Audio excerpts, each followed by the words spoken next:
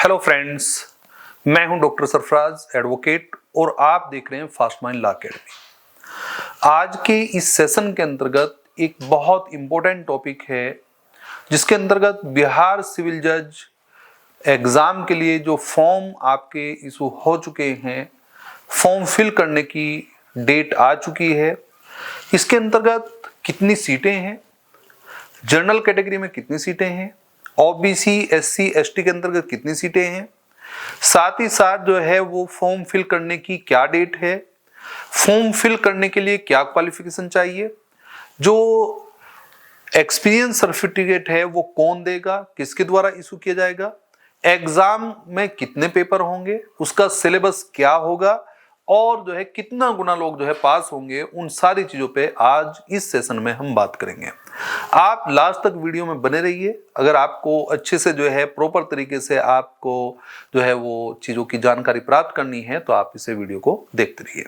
तो आज का जो टॉपिक है वो हमने देखा था कि बिहार लोक सेवा आयोग के द्वारा पहले कैलेंडर इशू किया गया था और उसमें दिखाया गया था कि सिविल जज की 173 वैकेंसी है।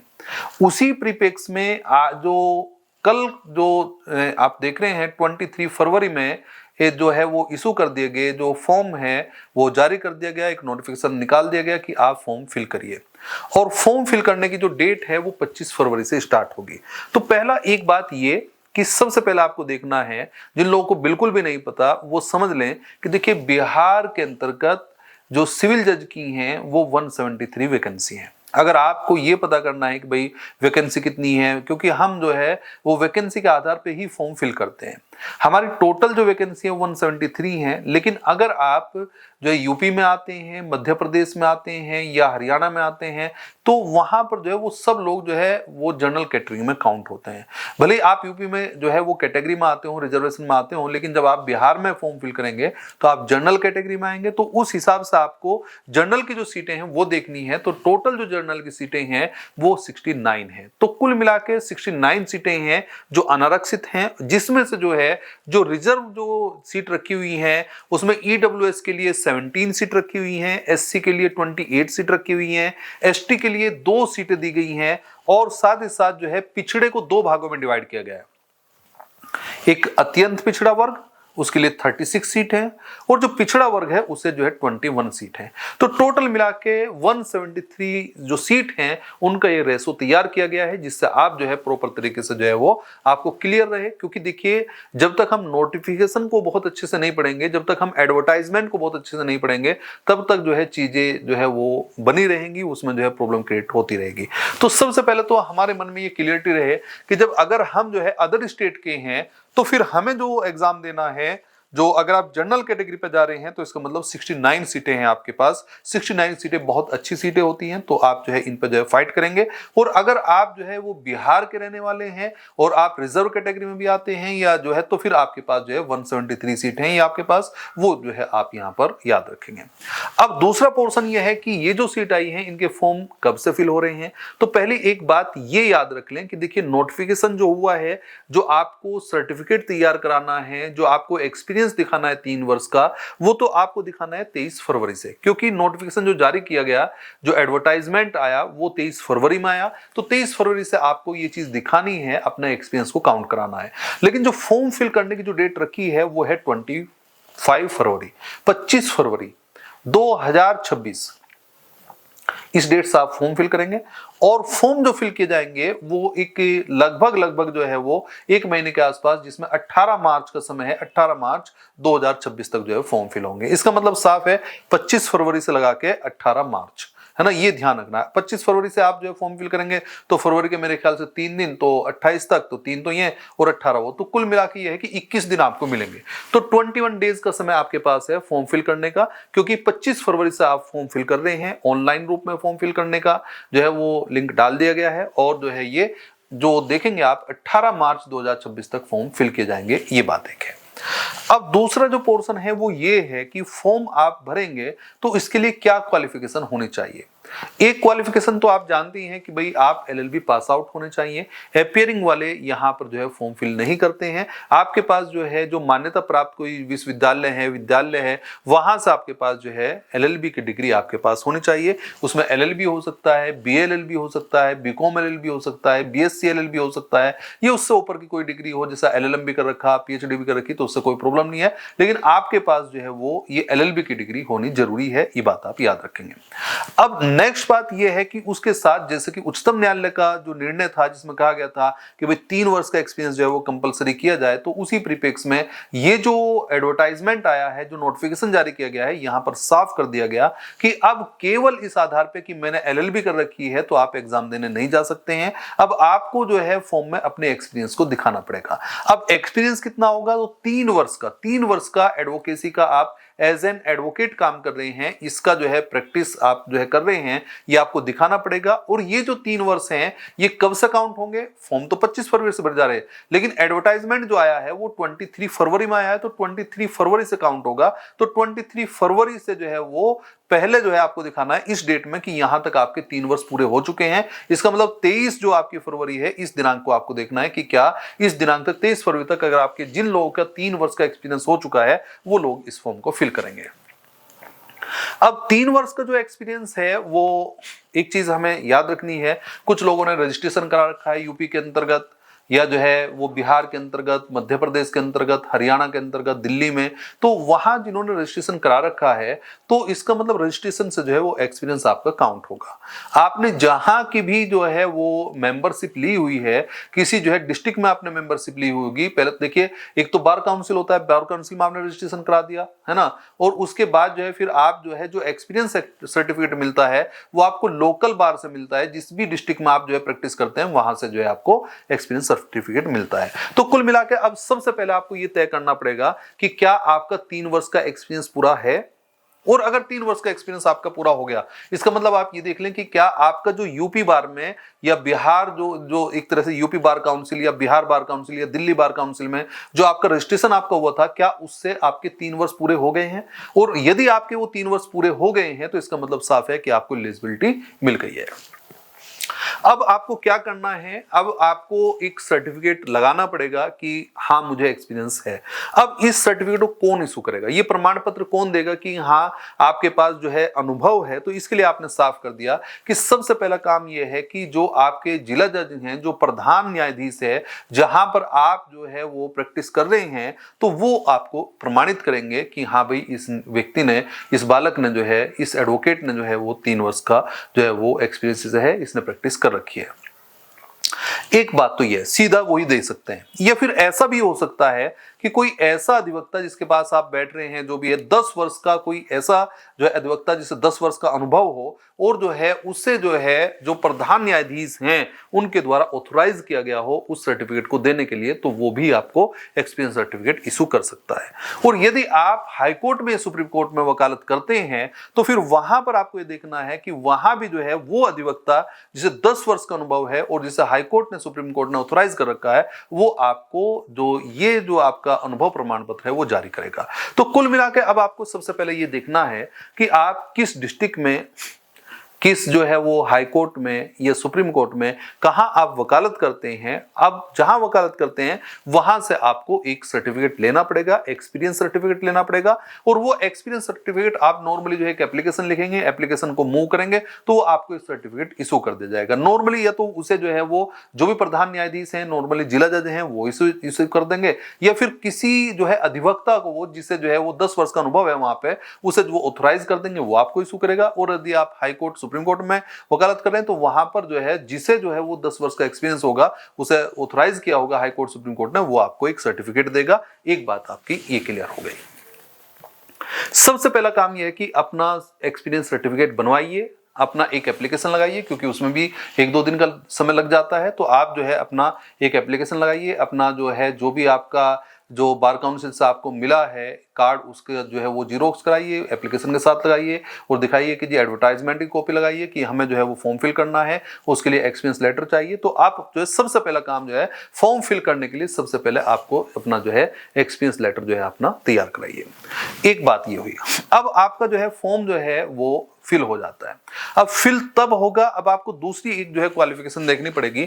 अभी आपने केवल वो एलिजिबिलिटी देखी है जो एजुकेशन वाली है। अब दूसरी एलिजिबिलिटी ये है कि आपको अपनी एज देखनी पड़ेगी, आप किस एज के व्यक्ति हैं।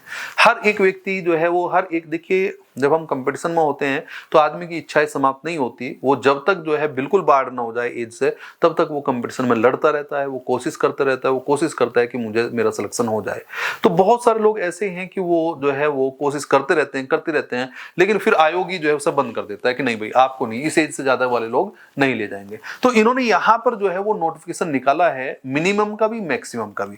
अब ये ध्यान रखना है कि ये कब से एज काउंट होगी और कितनी होगी। देखिए यदि आपकी आयु 22 वर्ष से कम नहीं है, किस डेट में, 1 अगस्त 2025, ये ध्यान रखना कि नोटिफिकेशन अब आया है कब, जो है 23 फरवरी में, लेकिन जो आपकी जो एज काउंट होगी ये 1 अगस्त 2025 याद रखना है। कभी आप भूल जाएं कि जो है आप ये देख लें कि आप अपनी डेट ऑफ बर्थ के हिसाब से आप ये देख लें कि क्या 1 अगस्त 2025 में क्या आप 22 वर्ष से कम आयु के तो नहीं है। अगर आपकी एलएलबी भी हो गई है, आपको एक्सपीरियंस भी है, लेकिन आपकी आयु 22 वर्ष से कम है, तो इसका मतलब साफ है कि फिर आप जो है वो इस फॉर्म को फिल नहीं कर पाएंगे। यदि आप नॉर्मली, ये तो होने का नहीं, कम तो होगी नहीं, तो 22 वर्ष से कम नहीं होनी चाहिए। अब जो दूसरा कॉन्सेप्ट है वो ये है कि आपकी आयु 1 अगस्त 2025 में 35 वर्ष से ज्यादा भी नहीं होनी चाहिए यदि आप जनरल कैटेगरी में आते हैं। यदि आप जनरल कैटेगरी में भी अगर पुरुष हैं, महिलाओं के लिए तो यहां भी छूट है, अगर आप जनरल कैटेगरी में पुरुष हैं तो फिर इसका मतलब साफ है कि फिर वहां पर जो है आपको 35 वर्ष तक की ही आयु आपको मिलेगी। उससे ज्यादा अगर आयु है तो फिर आप इस फॉर्म को फिल नहीं कर पाएंगे।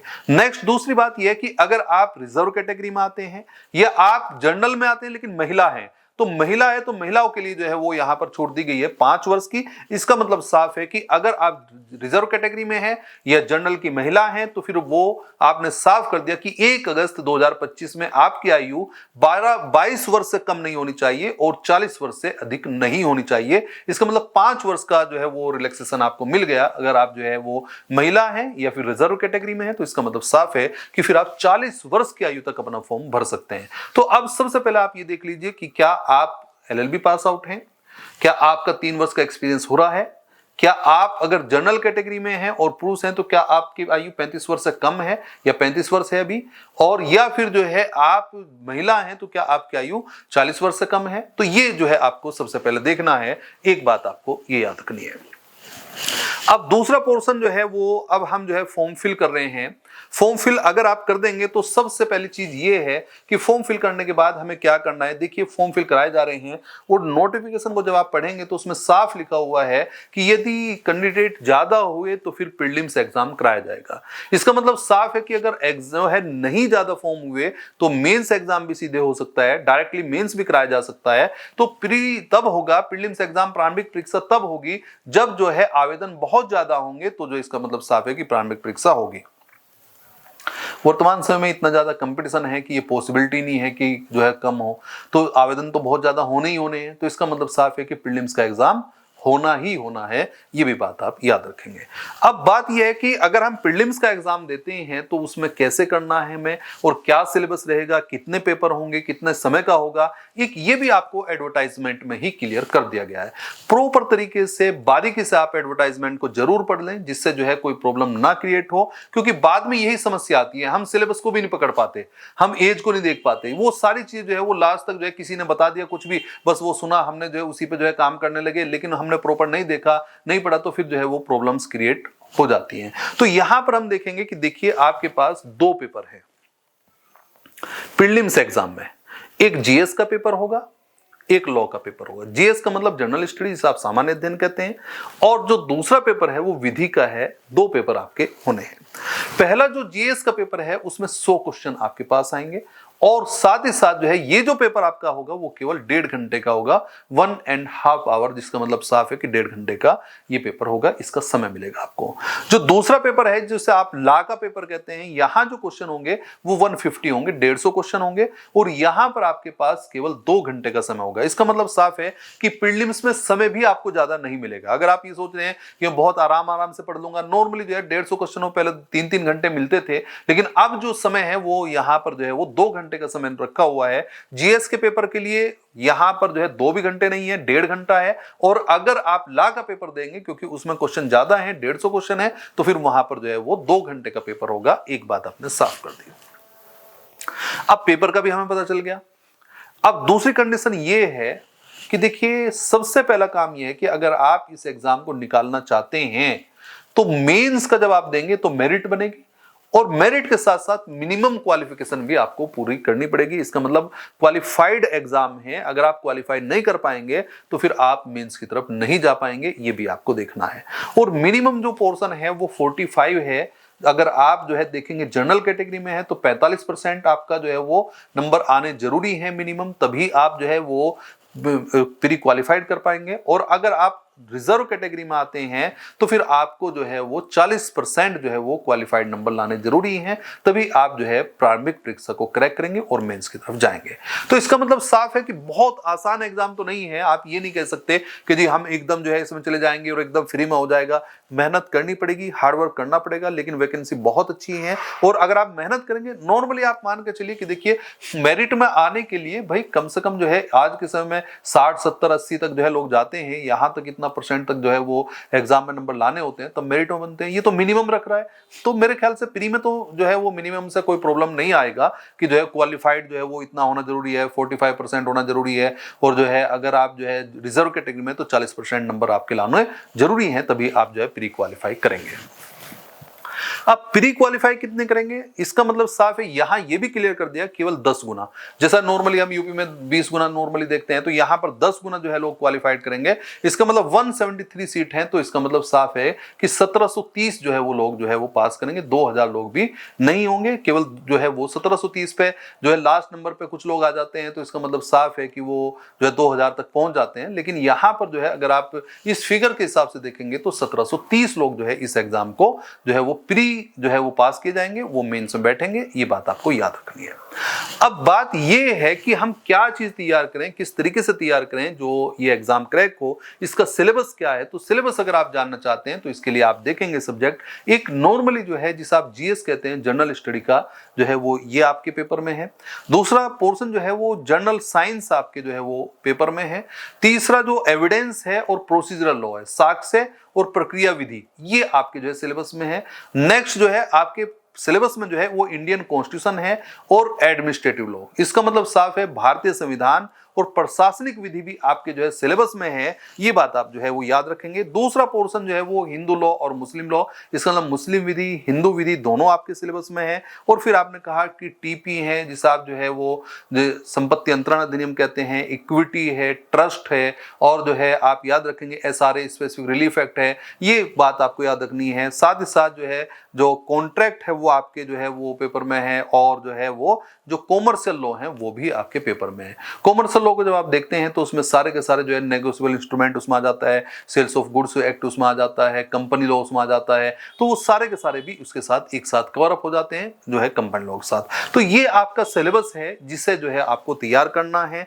और जो है इसके एग्जाम की जो डेट है वो आपको नॉर्मली आप जानते ही हैं कि मई में ये एग्जाम होना है। लास्ट डेट में 30 मई जो है 2026 में एग्जाम होना है। तो बहुत ज्यादा समय है भी नहीं, इस समय फरवरी चल रही है। फरवरी से 18 मार्च तक आपसे फॉर्म भराए जाएंगे, और मार्च के बाद जो है वो सीधा जो है वो अप्रैल और मई 30 मई में जो है आपका ये एग्जाम हो जाएगा। तो एग्जाम को आपको अच्छे से देना है। तो आपको मैं फिर से बता दूं कि देखिए बिहार के अंतर्गत 173 जो वैकेंसी है उनका नोटिफिकेशन इशू हुआ है, और 25 फरवरी से फॉर्म है वो फिल किए जा रहे हैं। इसका मतलब कल से फॉर्म स्टार्ट हो जाएंगे भरे जाने, और ये जो लास्ट डेट होगी वो 18 मार्च होगी। 18 मार्च तक ये फॉर्म फिल किए जाएंगे। जो कोई भी अगर किसी प्रकार की कोई जानकारी आपको चाहिए, या कोई ऐसा लग रहा है कि कोई चीज, कोई डाउट है, कोई सर्टिफिकेट के संबंध में कोई डाउट है, कोई बात पूछनी है, तो आप जो है कमेंट कर दीजिए, मैं उस पर रिप्लाई करूंगा। ज्यादा से ज्यादा शेयर कर दीजिए, लाइक कर दीजिए। Thank you.